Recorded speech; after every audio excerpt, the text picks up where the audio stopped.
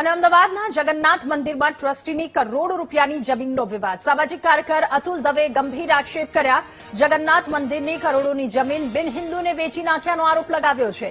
450 કરોડની જમીન નજીવી કિંમતે વેચી નાખ્યાનો આરોપ લગાવવામાં આવ્યો.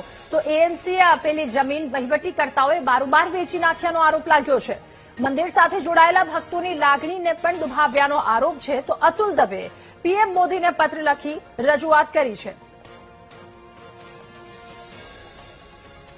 અમદાવાદ સ્થિત જગન્નાથ મંદિર એટલે કે નરસિંહદાસજી ગૌ સેવા ટ્રસ્ટને 1992માં અમદાવાદ મ્યુનિસિપલ કોર્પોરેશને 1.5 લાખ ચોરસ વાર જમીન ગૌ સેવા અને મંદિરના નિભાવ માટે આપી હતી. જેમ જેમ શહેરનો વિકાસ થતો ગયો એમ આ જમીન શહેરની મધ્યમાં આવતા ટ્રસ્ટીઓ અને વહીવટદારોનો દોડો ચસક્યો એટલે એ લોકોએ આ જમીનને એને કરાવી અને પછી એના 7 ભાગ પાડ્યા.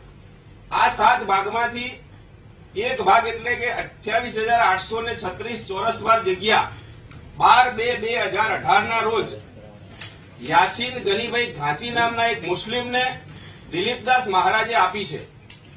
લેનાર અને વેચનાર, લેનાર છે યાસીન ગનીભાઈ ઘાંચી અને વેચનાર છે દિલીપદાસ મહારાજ. આખી જે જગ્યા 1.25 લાખ ચોરસ મીટર એટલે કે 1.5 લાખ વાર છે એ જગ્યાની કિંમત 450 કરોડ રૂપિયા છે. અમદાવાદની માર્કેટ વેલ્યુ મુજબ એને થયેલો ફાઇનલ પ્લોટ છે. અને આ આખી જગ્યા ફક્ત 50 કરોડ રૂપિયામાં પધરાવી અને 400 કરોડ રૂપિયાનો ગોટાળો આ ટ્રસ્ટીઓ અને વહીવટદારોએ કર્યો છે.